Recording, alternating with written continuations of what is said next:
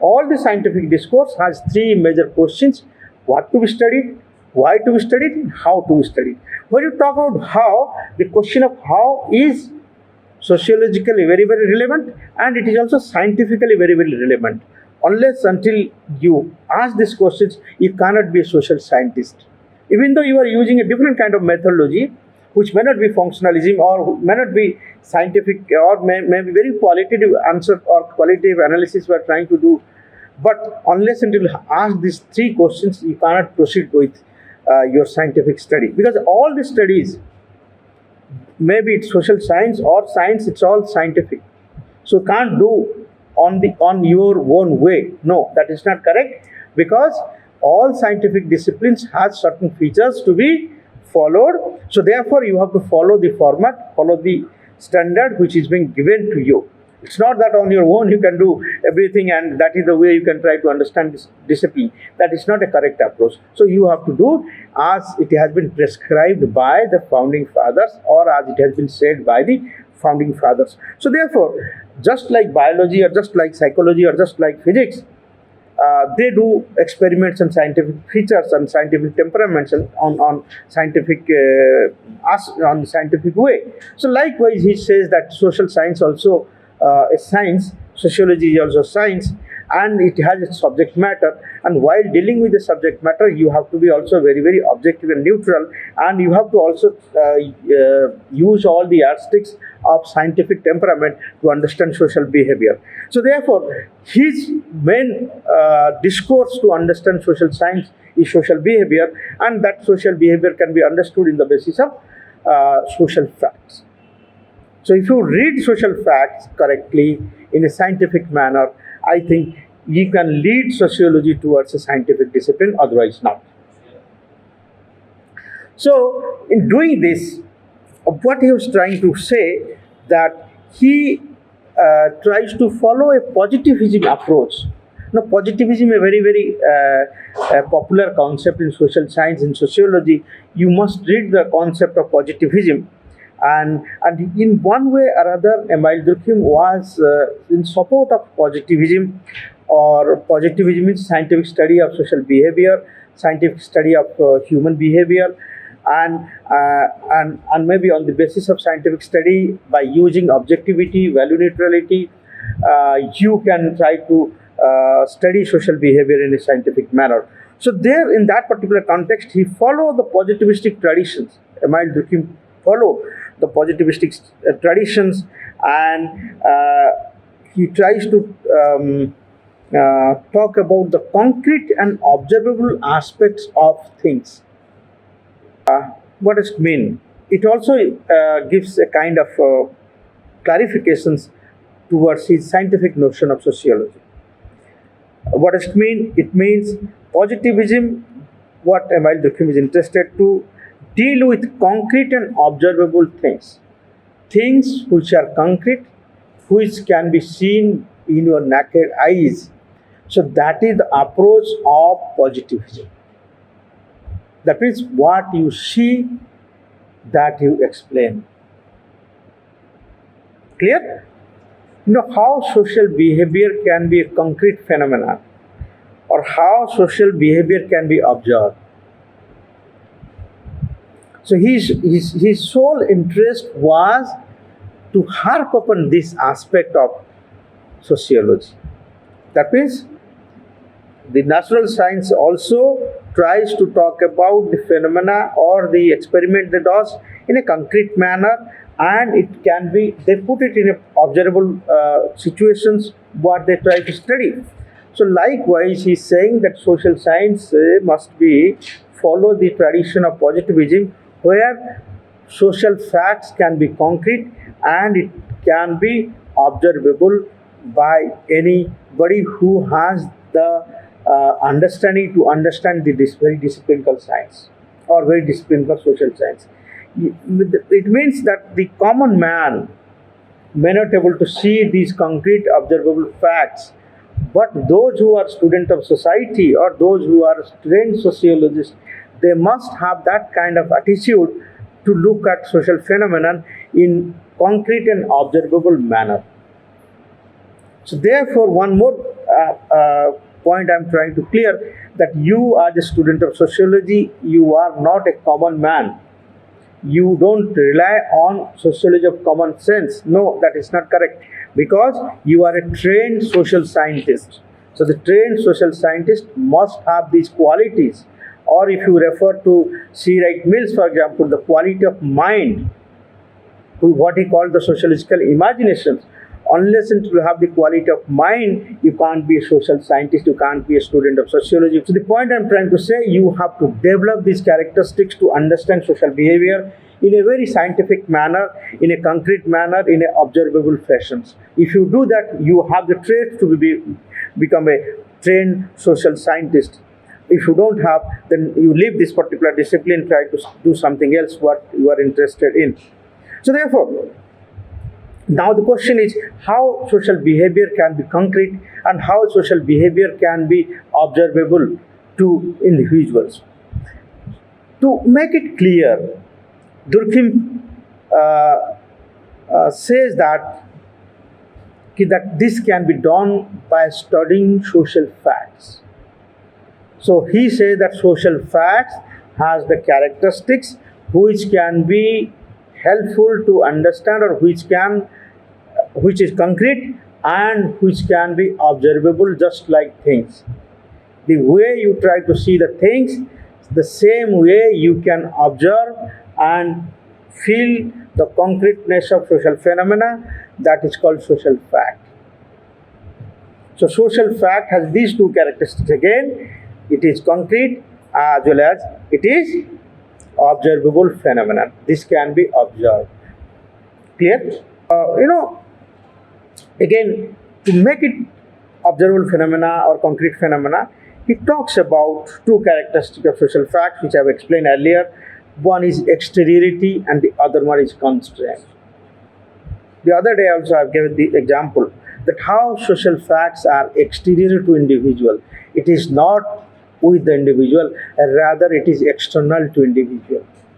That means the language you learn, the currency you use, that is not your own creations.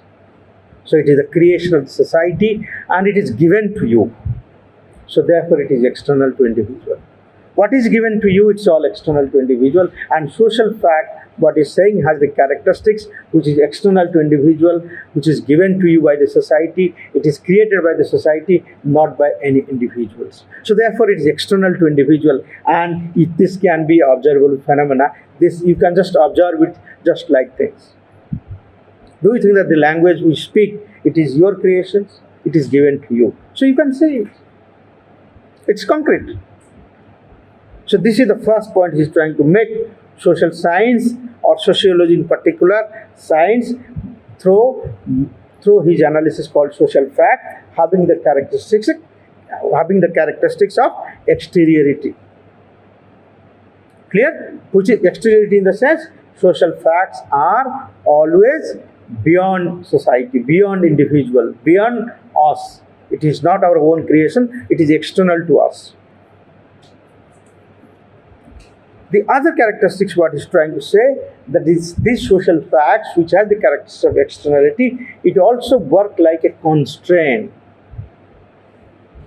That means it behaves in such a manner that your behavior is amended or your behavior is constrained by certain activities. That means your activities are constrained by the social facts.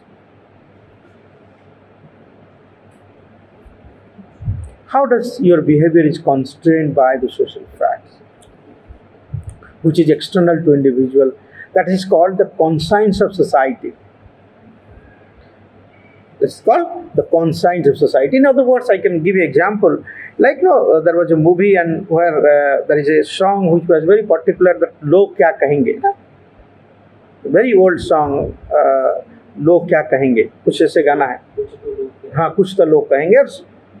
लोग क्या कहेंगे, ये you always carry a perceptions that what people think about me as individual, and if I behave like this, what will happen to me or to my family, isn't it? The other day I was watching a movie which is a very interesting movie, and there is a phenomenon called middle class. which was explained in that particular movie. Of course, I forgot the name of the movie. That movie is trying to suggest that middle class people are very emotional. They talk about their family. They are very concerned about it. And they are very patient, and they don't react to issues, and they are just like middle class. So what I'm trying to say, middle class has a kind of understanding what society would think about it. It is not there in upper layer of society, you can say. Upper layer of society doesn't bother about society. But middle class, in that sense, they always concern what people will think about me if I behave like this. If I does this, if I'm not regular classes, what my teachers will think. Of course, many of you don't have that consciousness, but your teachers really, they are so passionate by their heart. They think about their students and try to curb their behavior or amend their behavior by imposing certain kind of strictness, which goes in favor of the students, not in favor of the teacher in long run. My intention, I have stopped. I have talked to many parents of my students and asked them to not to give it to their kids while they are studying in the university. And after they have passed out from this university, they appreciated my effort. Of course, when they were here, they didn't appreciate it, but later on they appreciated, sir, you did the right thing by which we are doing something better because of your strictness. So the realization comes later. No, this is a phenomena, or this is a feeling of middle class. And what he's trying to say, it's all external to individual, and it is work like a constant. That is the point I'm trying to say. How your behavior is constrained. You think that nobody is watching you, or you are free. You are not on any radar. But nowadays, everybody is there in radar. Radar in the sense that people are watching you and watching your activities and what you are doing and what you are not doing. As a student, if you are serious and studying and spending time in library and reading lot of books, contributing in writings or in debate and discussions, that is the way I think a scholar can be produced, or you can be a scholar, or you can be a good social scientist, or you can get into a good job if you do that. But what all these things work like a constant, that is the point Émile Durkheim is trying to highlight, that it's external to individual and it is work like a constant. So your behavior is amended by society without doing much thing. Without doing much thing, your behavior is amended. That is the power social fact has, which is external to individual, and it is a concrete phenomena which can be seen. Social beliefs, duties, practices, all were ready-made things which is given to you. So he's making more little analytical about it when he's talking about what is given to you by the society. आजकल के बच्चे क्या कहते हैं या अपने parents को कि आपने हमारे लिए क्या किया? No, this is very common questions which all youngsters ask to their parents, which is really very rubbish and foolish questions to. They should ask themselves what you have done or what you are today. It is because of because of the contribution of society and because of the contribution of your parents. It is not that you are what you are today because of yourself. It is not. Amitabh Bachchan somewhere in the interview also said this very particular thing, that his father also watched him when he was studying in Delhi University sometimes back. I'm trying to say that how this constant is working. So social facts, he's talking about social beliefs, duties, practices. It's all are given to you, and it's all are ready-made things to you. And when you are getting to this particular society by virtue of your taking part in society, all the social beliefs, duties and values were given to you. It is not created by you, but it is the property of societies which is given to you. So therefore it is external to you, and it's observable to facts. This is a concrete phenomena, you can see it. Secondly, social facts were also constraining because they were endowed with coercive powers, imposed themselves upon people regardless of their personal wills or desire. Personally, what you think, what you desire, that is not the case, or the way you want. You can't lead your life the way you want, because there is a constraint of society which is always amending your behavior in a very, very methodical manner, by which you try to follow the beliefs, values and tradition of the society. I'll give one example here. Anybody is interested to become a terrorist? in this class? Anybody is interested to become a terrorist? Everybody is interested to become an IAS or a teacher or maybe engineer or maybe lawyer, isn't it? But nobody is interested to become a terrorist. Why? Because it doesn't accept by the society as a very, very creative and meaningful professions. Clear? So it is neglected by the society. Society look down upon such activities. Therefore, nobody is interested to become a terrorist. Everybody is interested to become an IAS or to become a lawyer or whatever it may be, because it is approved by the society. So your behavior, again, if you want to be a terrorist, of course those who becoming terrorists, what is done with them? Very tender age they try to wash their brain. Tourist वो लोग बनते हैं तो उनको बड़ी कम उम्र में, या हम कह सकते हैं टेंडर एज में, उनको ऐसे मैनिपुलेट करा जाता है, and the world which is shown to them is different. So therefore, no, just a minute. Therefore, their mindset tries to become like that, by which they consider that is the best one for them, without considering whether it is approved by society or not.